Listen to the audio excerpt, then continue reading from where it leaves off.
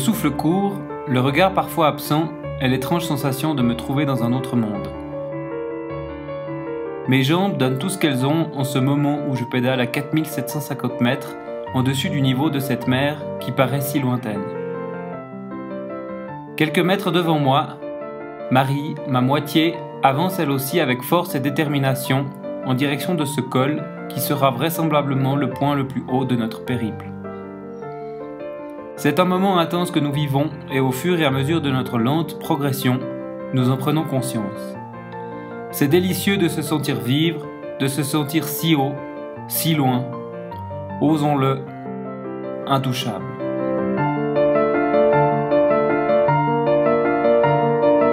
Notre dernière chronique vous a conté notre traversée de la partie nord du Pérou avec en apothéose le canyon del Pato.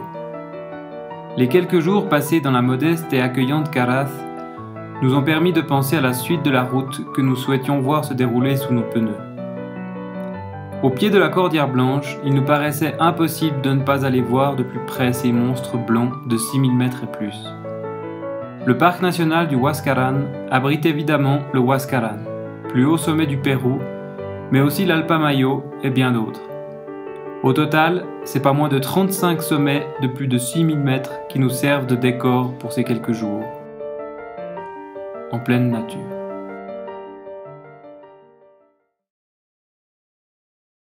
Après avoir fait les provisions nécessaires, nous quittons Caraz avec une dernière langue de bitume de 15 km qui nous sépare du début de la route en terre.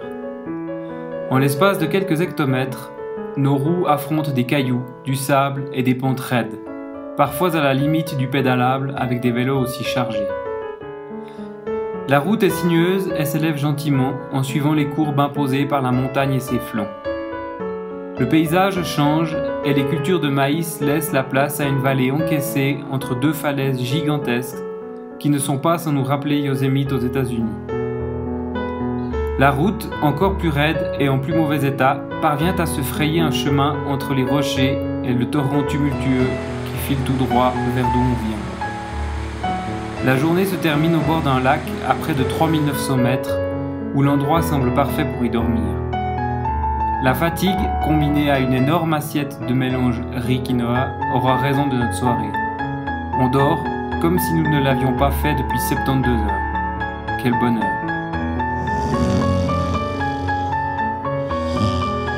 Commencer notre montée. On est déjà à 4000 mètres, là un peu plus, et puis on a trop envie de vous faire partager ça. On va vous laisser à côté de ça.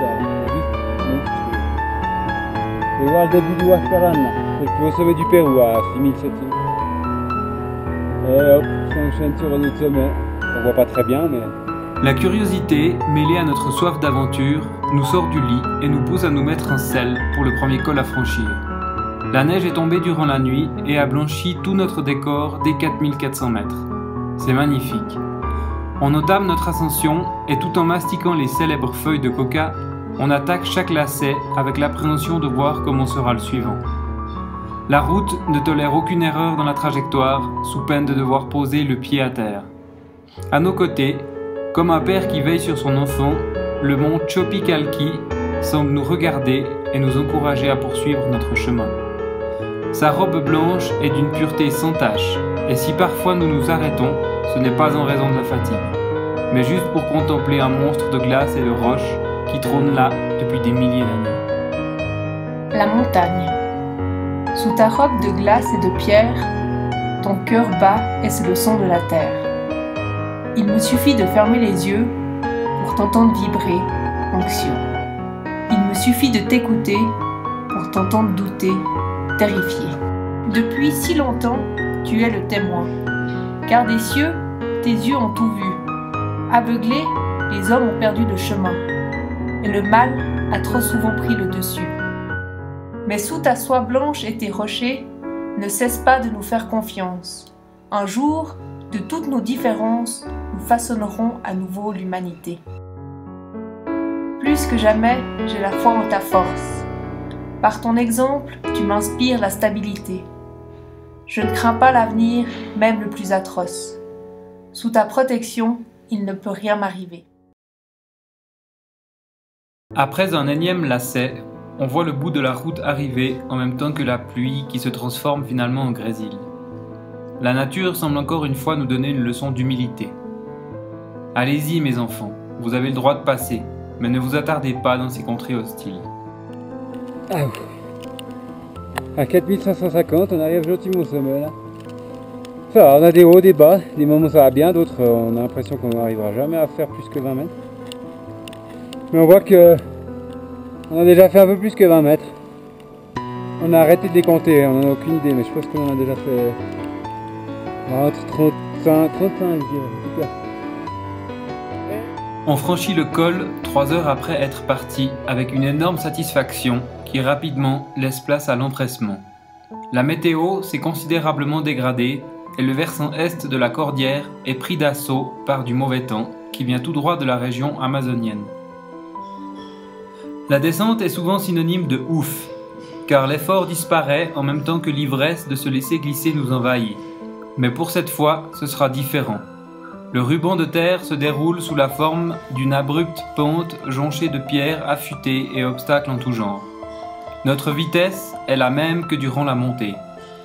Ça nous semble irréel et pourtant les compteurs sont là pour en témoigner. La pluie est insistante, puis pénétrante. Petit à petit, elle gagne du terrain et parvient à s'immiscer sous les couches de vêtements. Ne sachant pas à quelle distance on se trouve d'un village, on décide de nous arrêter et planter la tente pour la nuit. La perspective de pouvoir nous changer et nous mettre au chaud est encourageante. Le spot est trouvé, les vélos sont parqués, le moral remonté, et au moment où tout semble idéal et qu'on s'apprête à se changer, une horde de moucherons nous attaque. Les petits êtres minuscules sont en véritable des petits enragés suceurs de sang. Ils mordent chaque bout de peau qui n'est pas couvert et laissent ainsi de petites traces qui, après quelques heures, grattent atrocement. Allumer un réchaud le plus au sec possible, emmitouflé sous 4 couches et attaqué par ces de bestioles, a le mérite de se transformer en exploit. Au réveil, tout est trempé, car il n'aura plus qu'une seule fois durant la nuit. Le tout est rapidement plié avant de reprendre la route en direction du village de Yanama. On y trouvera une hospédarie modeste et bon marché, mais qui a un jardin énorme en plein soleil. Après 2 heures, tout est sec et on respire, car cela signifie autonomie à nouveau. On change de vallée au moyen d'un col, censé être un raccourci, qui nous démolit les jambes tant c'est raide. On pensait avoir tout vu, mais encore une fois, on monte d'un cran en difficulté. Heureusement, maigre consolation, on ne monte que à 4100 mètres, ce qui nous permet d'affronter les passages techniques avec un peu plus de marge au niveau du souffle. Le paysage est encore une fois splendide, et la tranquillité des lieux est source d'apaisement. La journée se poursuit par une interminable descente en face de la ville que nous visons, qui se trouve sur le flanc opposé. Marie, pourquoi on descend plus bas de la ville? Ça remonte, tu crois? Réponse, 3 heures plus tard, avec au total 1500 mètres de dénivelé positif. Oui, Johan, ça remontait. Poulet et frites achetés au coin de la rue chez un vendeur ambulant nous auront transportés de joie et remplis de calories bien cheap. Au total de la dépense nourriture, 5 francs suisses. Bon deal. Et c'est reparti. Au réveil, le soleil semble être de la partie et on s'en réjouit. Depuis Chakas, la route s'élève en direction du 3e col et les jambes sont lourdes en raison de l'étape de la veille. Qu'à cela ne tienne, on avance gentiment et pour changer, des lacets apparaissent et nous font grimper jusqu'à 4600 mètres où nous décidons de dormir. Je m'en vais chercher de l'eau fraîche de glacier pendant que Marie s'occupe de la tente. Résultat de l'opération conjointe, on a bu de la bonne eau fraîche et dormi en pente.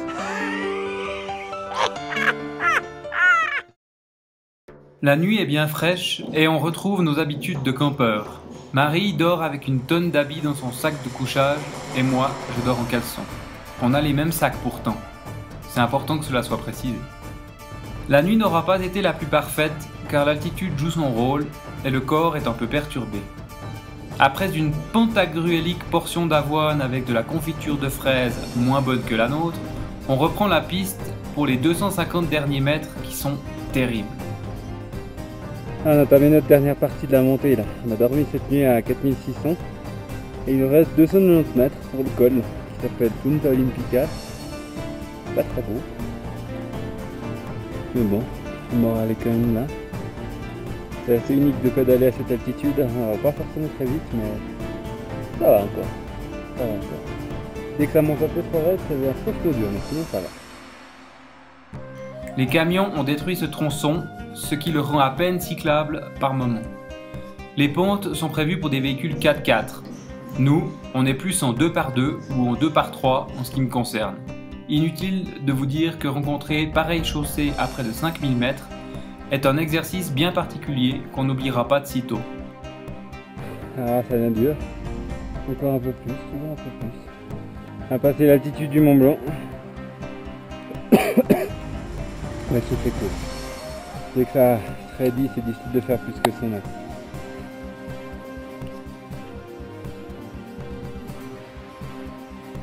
Et ça serait dit. Ça ne rend peut-être pas forcément très bien avec la caméra, mais je peux dire ça. Tu confirmes? Du coup, il y a des cailloux qui viennent au milieu de la route. Bah, à de quelques mètres justement. La météo est bien entendu exécrable avec du brouillard, de la pluie et de la neige par moments. On passe le col à 4890 mètres avec soulagement, mais surtout une joie indicible.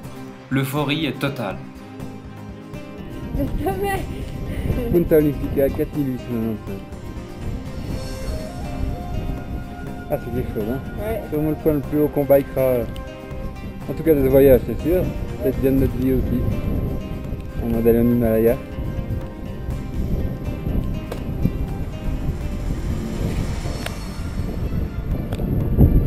Encore 5 minutes de pied là.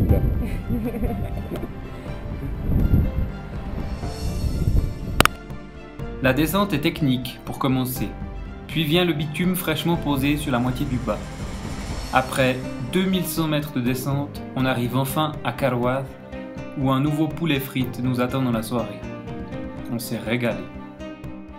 Bien que la météo n'ait pas été très clémente pour cette traversée du parc, on a passé encore une fois un moment inoubliable tant par la beauté des paysages que la force de la communion avec la nature. Cela restera sans douter dans les temps forts de notre voyage.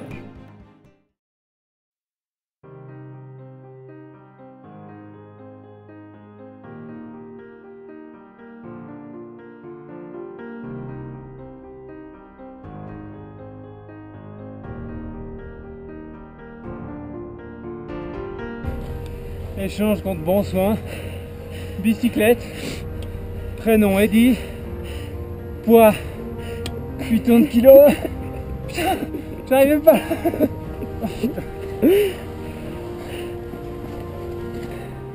Youhouhou. Ils sont en train de creuser un tunnel là. Ils ont compris tout, c'est hyper vite. Ils ont creusé un tunnel comme ça, ils n'ont plus besoin de monter jusqu'au col parce qu'il faut être débile. J'ai comme dans l'idée que ce sera pas pour les vélos. C'est haut. Un peu la montée de la vieille. Allez, allez! J'ai voulu filmer Johan, mais je l'ai raté.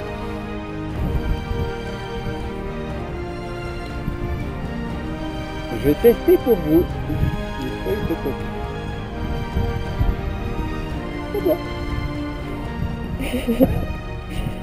Ça étouffe-toi.